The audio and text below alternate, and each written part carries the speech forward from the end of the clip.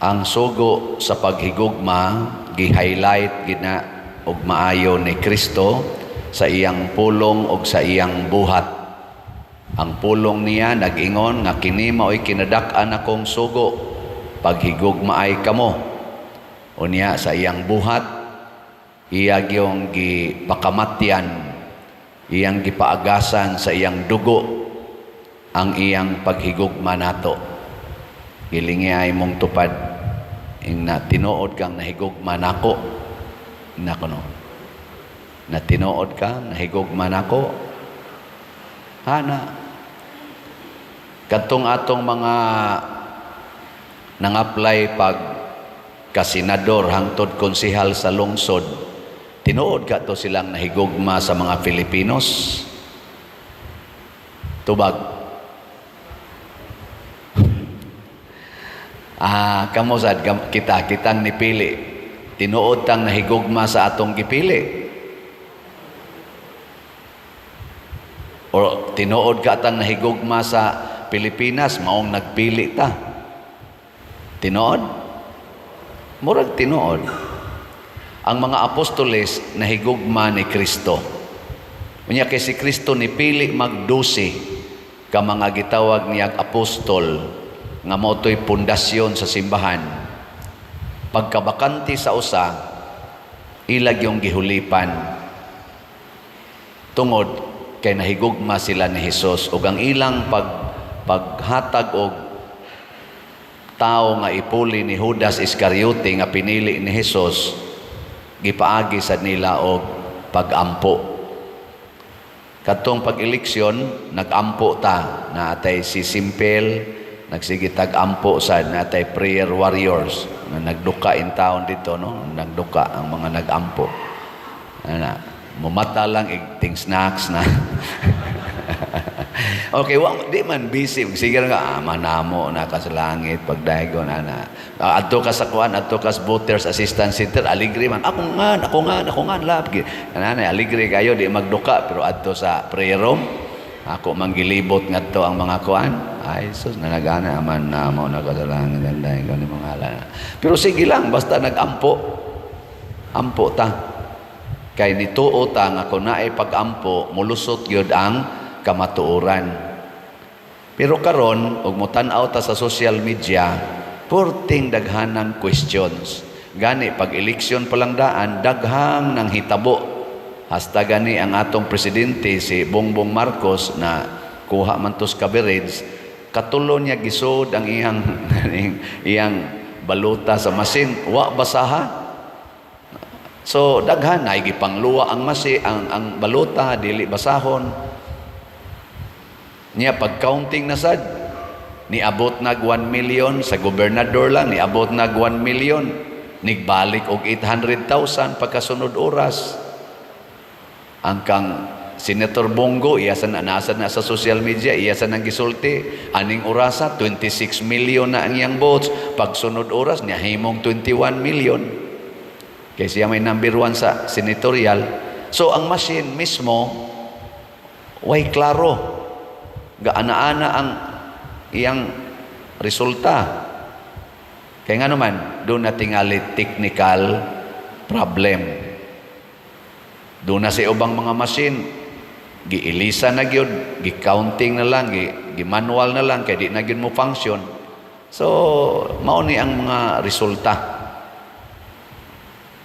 Karon kung ang machine weak, dili siya ligon, samot na ang iyang program, masudlan gito og dali itong masudlag mga hackers, galisod magani ang machine sa iya lang normal nga function, samot na itong iyang program.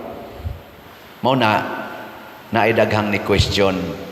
Okay lang ang local kay dali ra man nato ma-determine pananglitan dinhi ato liluan, makuha man din nato ang pulso, dali kita kakuha pulso og nidaog ni ang atong mayor, Mayor Aljo karon og ang kaning ang ilang team Frasco na naog, maka lingi-lingi man din ta, panahos kumpanya kusog man gid ni sila. Mana ang local dali ra i-check, kanang national mo ilisod i-check, ang senador ba, senator mo na ilisod i-check kay og taga Mindanao ka o makaingon ka diri sa Amos Mindanao, kusog kayo ni nga team. Pero igabot anas Luzon, kay bawo pa day ka nga kusog na imong team. Kay nasyonal man, di man kakapaniid. So adto kita mosalig sa machine. Og daghang ni question karon nganong naingon ana ang resulta sa atong mga top 12 senators. Ang ako sang gamay nga pagpaniid, di hino pila ra man sa atong kapasidad, no? Pero mo ni ang akong napanidan. Panahon sa kumpanya, do naman toy, di man ko musalig ana kana mga survey nga kanabitang ilalang i-publish nga mao ni ang survey. Ganahan ko magsunod ato mga kalye survey. Katubang magsige bitag lakaw, oh manang, unsay imo team Duterte, team Marcos, ana. Sa senador lang to. Magsige mo to siya kana, oh unsa imo team Duterte, team Marcos.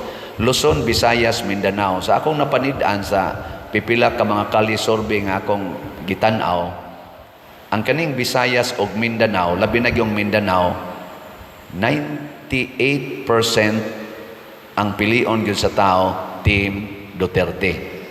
Og nigawas ginakaron, matud pa sa resulta sa akong nabatian sa social media, whole Mindanao, ang resulta, top 12, pulos gyud, nasod ang katong gitawag og Duterte.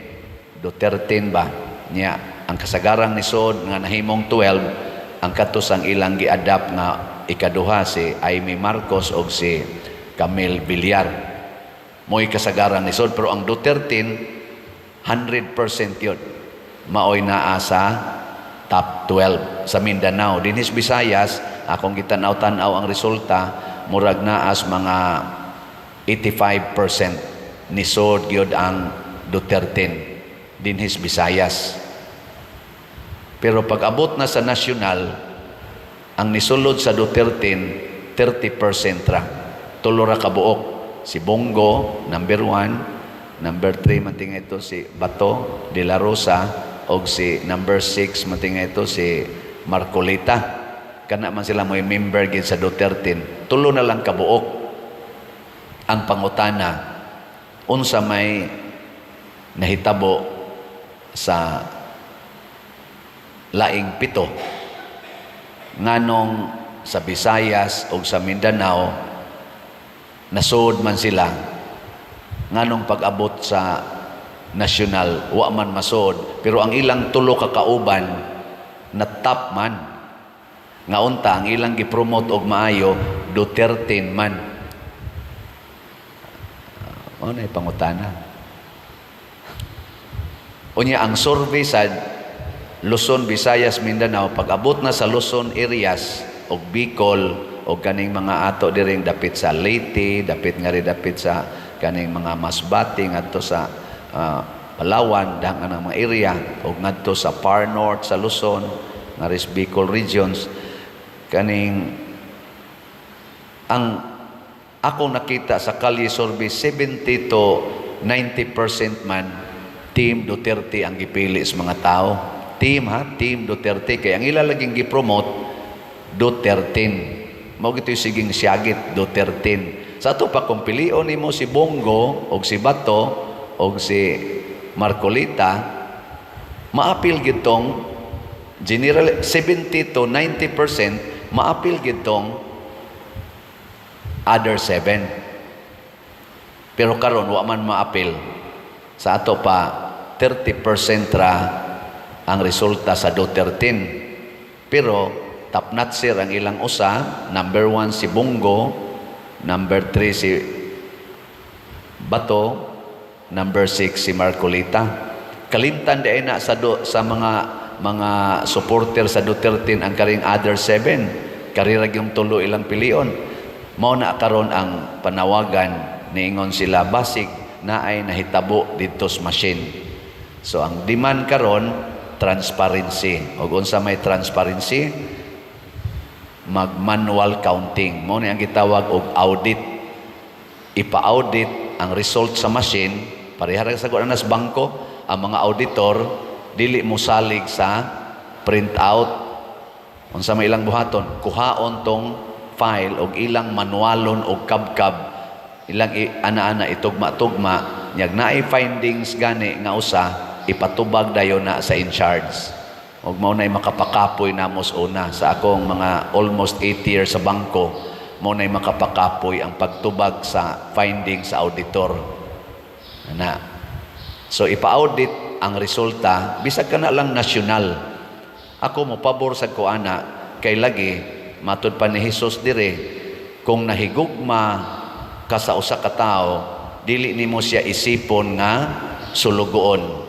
Matud pa ni Kristo, dili ko na kamo tawgon nga sulugoon, tawgon ko kamo nga mga higala. Nganuman, kay ang tanan nga akong nabati sa akong amahan, akong gisulti ninyo. Kay ang sulugoon, dili mahibalo unsay gibuhat sa iyang agalon. Nganuman di ay, ang kumilik, agalon day na nato. Agalon na nato ang kumilik. Unsa man ang kumilik? Sulugoon na nato. Ang kumilik ato ng sulugoon, ang agalon kita nga katawhan.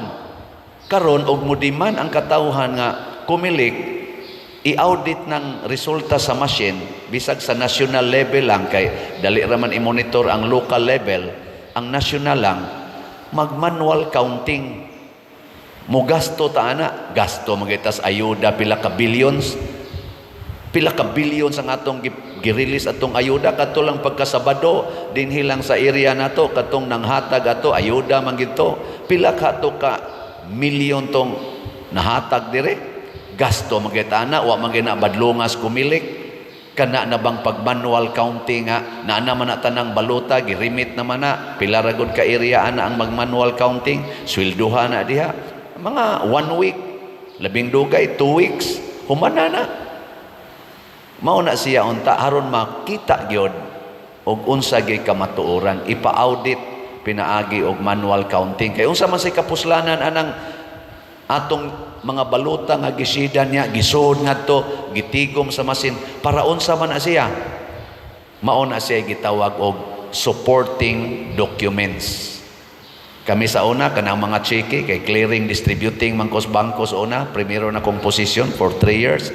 Kanang tanang cheque nga among ipada sa Central Bank para iuli ngadto sa mga bangko, amo nang gi-microfilm. Nami microfilm dito nga i-feed na nimong cheque, pictura na nya mapuno na ganito ang katong iyang anang murag iyang film, tigo mo na butangan nag-date adto na sa safety box sa bangko. Kay nga naman ug dunay mga complain bahin sa cheque, ang katapusan yung source nga reliable kadtong microfilm, and I think it is still done until now. Mausa na siya kanang kuan, kanang atong baluta, kanang atong gisidan. Kay doon na may daghang complaints. Example, nagbutar siya og 12 ka senador. Pag feed niya sa iyang baluta, ang gibutang dito sa resibo overvoted or unsa na overvote. Sa to pa wa na to basaha. Okay lang tong undervote. Kay basahon man to niya ang imong gibutaran. Ang overvote cancel na to, kaluoy. Unya ang iyang claim, mupakita pa siya naman na social media, mupakita pa gani siya sa iyang lista. Oh, kaklaro sa akong lista. 12 ni kabuk, maura ni akong gisunod. Ngano mang pag-feed nako, overvote may gibutang sa machine. Di, nasayang to. Unya, pila ka kabuk ang naingon ato. Kay lagi, ang machine, dili kay siya accurate. Mao na, i-audit nato. Muna ako sa support ko ana sa panawagan sa PDP Laban nga mag-audit, mag-manual counting, gastuan ta na for the sake of transparency. Kay lagi matud pa ni Kristo, kung imong gihigugma ang usa ka tawo, di gyud ka magtago-tago ana. Kamong mga asawa, pagkasal ninyo, nahibaw-an ba ninyo tanan nga gibuhat sa inyong bana? Wa mo kay baw? Kuan ba yan na? Ground ba yan na for invalidity sa inyong kasal? Kanang gitawag og deceit. Kana bang nagminyo ka sa usa ka lalaki o usa ka babae tungod kay salig kay kaniya nya doon na di ay material aspects yang kinabuhi nga wa niya gitug-an nimo nga kung gitug-an pa pag before sa inyong kasal di jud ka mudayon og pakasal, ground na for invalidity. Panalitan nangasawa kog babae nya naa day say anak sa iyang pagkadalaga nya tan-aw nako niya pure gid siya. Nya pag resulta pa pagkaminyo na namo after pila ka buwan nadiskubrihan ako nga naa day say anak. Nya ako di ko ganahan mga sawag babae nga nanay anak daan. Pwede ko mo file ana og annulment. Pwede na. Or babae naminyo siya lalaki. Nya kana ding lakiha kay lagi pure gyud wa gid sila premarital sex. Impotent di ay dili day kahimo og sexual activity kay impotent siya pero wa siya motug-an sa babae.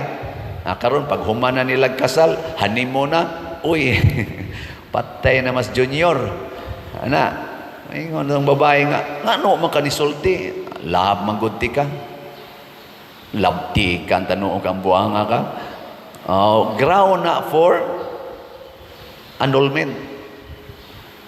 Mausad ni ang atong butasyon. Ang kumilik, kinahanglan iyag yung ipakita ang kamatuuran. Ug naay mga questions, mubalik kita ngadto sa real documents, kadtong mga baluta nga actual gyud nga gisidingan sa mga butante for the sake of transparency. Aron inig resulta, dili invalid ang ato karon nga eleksyon. Kay kung pabili na nga questionable nya naa di ay gyoy na hitabo nga binuang invalid ang atong eleksyon. Unya kay invalid man ang binuhatan ni ining maong mga tao nga na-elected kay invalid man sila dili sad mohaom sa atong expectation. Si Matias nga gipili sa mga apostoles tungod kay guided by the Holy Spirit na nahimo gyud niya ang expectation sa Ginoo. Ug unsa may nahitabo ni Matias, nagpakamatay gid siya para sa ebanghelyo. Namatay siya as martyr of the gospel. Kay mao man ginay main function. Hinaot unta nga ngato sang napili karon nga kung validly chosen gid sila gikan sa senador hangtod sa konsehal sa lungsod or sa syudad, magpakamatay ta sila para sa kaayuhan sa atong nasod. Dili nila tiwason og patay ang atong nasod karon nga nagkalisod na.